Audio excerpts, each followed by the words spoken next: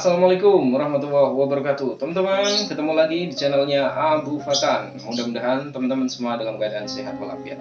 Yang lagi sakit, mudah-mudahan cepat sehat, cepat pulih biar bisa beraktivitas lagi. Buat para pecinta burung lovebird, gimana kabarnya? Tetap semangat ya, walaupun trennya sekarang lagi turun. Tapi jangan khawatir, mudah-mudahan kedepannya harga lovebird kembali naik. Ini aktivitas saya. Pada pagi hari ini saya mau pindahin nih, ada beberapa lovebird di belakang saya yang saya mau pindahin ke kandang koloni saya yang ada di atas. Kenapa sih kok memilih ternak sistem koloni? Ternak sistem koloni kalau menurut saya lebih simpel dalam proses pembersihan, pemberian makan maupun dalam proses ini penjodohan. Karena kalau ternak sistem koloni nantinya kita nggak usah ribet-ribet jodohin satu persatu.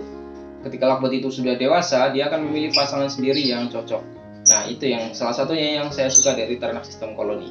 Kita nggak usah ribet-ribet jodohin pasangan yang pas. Kembali lagi teman-teman, terserah yang mau ternak sistem koloni maupun ternak sistem soliter. Yang jelas buat teman-teman yang lagi belajar ternak lovebird maupun yang akan memulai ternak lovebird, ikutin terus channel ini biar tahu. Ada beberapa lovebird yang saya mau pindahin dan mau saya jadiin indukan. Mudah-mudahan nantinya bisa keluar warna-warna baru, warna-warna yang unik. Tentunya harganya lebih mahal ya teman-teman. Oke, nggak usah kelamaan, langsung saja kita pindahin. Nanti kamu bosan ngeliat saya. Oke, check it out. Ya teman-teman, ini dia lovebird-nya yang mau kita pindahin ya. Warnanya campur-campur, ada lutino, ada baby pit, ada BS, ada mangsi ya. Mangsi agak-agak kayak violet gitu ya. Nanti kita campur jadi satu di kandang koloni ya. Seperti tadi yang saya bilang ya, sistem koloni kalau menurut saya lebih suka sistem koloni ya, karena proses perawatannya nggak ribet dan juga nantinya si lovebird ini akan mencari pasangannya sendiri nih. Jadi kita nggak usah repot-repot jodohin ya. Nanti kita masukin semua, kita sisain satu aja nih, yang ini nih, yang baby pit nggak kita masukin ya, kita tinggal. Kenapa? Karena ini usianya belum dewasa banget ya, jadi biarin ntar kita tinggal. Ini kita pindahin yang tiga ini nih, mangsi, BS, sama lutino. Kita pindahin di kandang koloni. Kebetulan di kandang koloni udah ada juga pejantannya nih, warna violet. Oke ya, nanti kita turunin kandangnya nih teman-teman.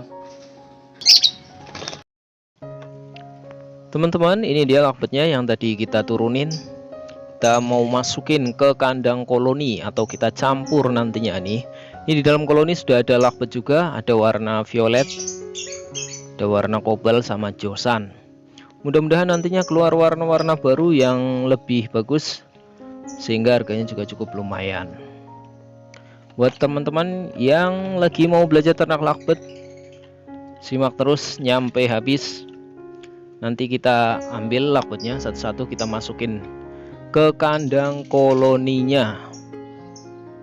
Mudah-mudahan cepat berkembang biak, cepat bertelur. Nah, kita siap-siap mau masukin. Kita nantinya mau campur jadi satu biar keluar warna-warna yang bagus. Nah, ini udah masuk satu.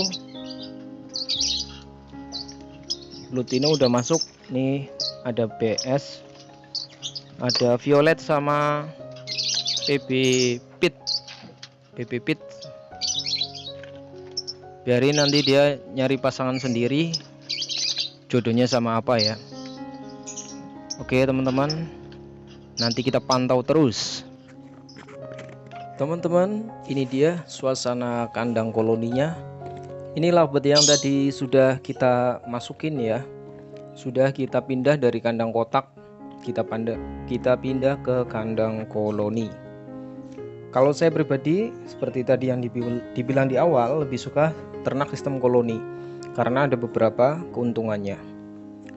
Salah satunya yang saya suka yaitu perawatannya lebih simpel teman-teman.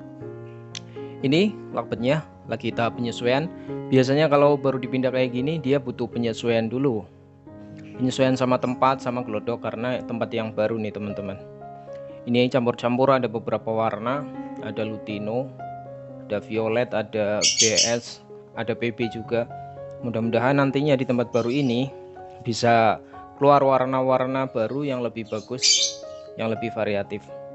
Buat teman-teman para peternak pemula yang ingin peternak lovebird, menurut saya masih ada peluang ada nilai ekonomisnya, artinya ternak lakbet masih bisa untung kalau kita bisa ngakalin gimana agar caranya lakbet kita bisa berproduksi terus.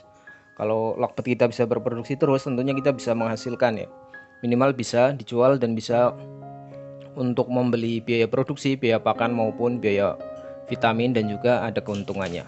Oke, lanjut ya teman-teman. Ini seperti tadi yang saya bilang, saya lebih suka ternak sistem koloni. Kenapa? Alasannya nomor satu, karena perawatannya lebih simpel nih teman-teman. Lebih simpel kenapa? Nah, gini saya jelasin. Lebih simpel di sini yaitu contohnya dalam segi ngasih makan. Nih, saya kalau di sini di kandang koloni cukup ngasih makannya kan cukup sekali, tapi untuk beberapa pasang, untuk 5 pasang gitu. Daripada di ternak sistem soliter atau sepasang-sepasang, saya harus ngasih makan satu pasang lama gitu.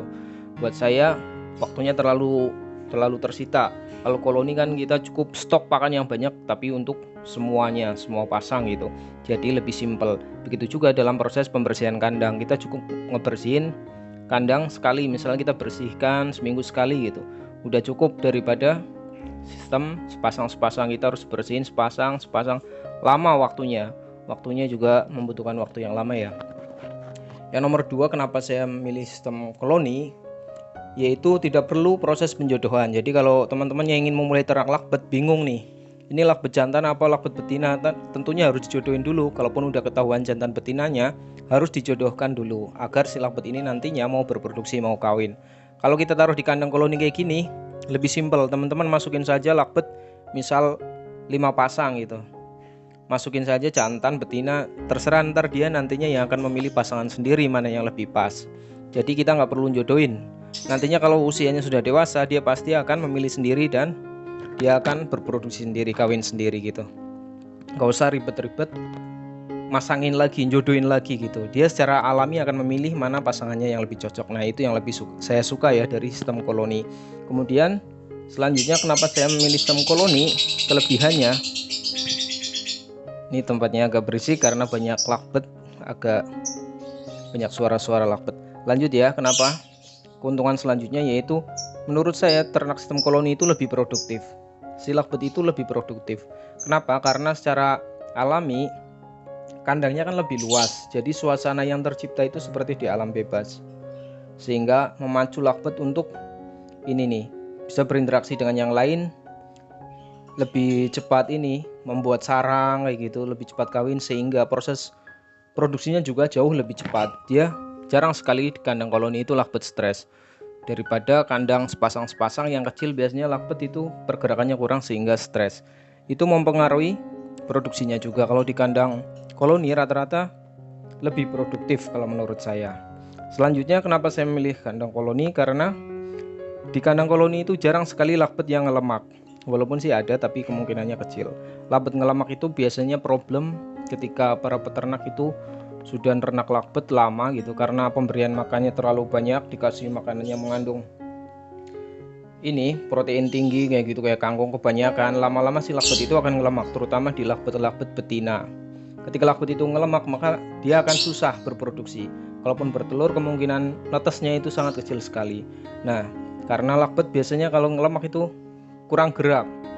Ketika teman-teman ternak sistem koloni, dia kan kandang luas tuh, lakbet leluasa gerak ke kanan ke kiri, terbang ke kanan ke kiri, sehingga itu kemungkinan ngelemaknya sangat kecil sekali nih teman-teman. Jadi lakbet itu pergerakannya bebas ya, sehingga lakbetnya lebih sehat dan mengurangi risiko lakbet yang ngelemak itu ya, karena dia lebih interaksinya lebih banyak, gerak kanan kiri. Selanjutnya yaitu biayanya lebih murah nih teman-teman. Kenapa biayanya lebih murah?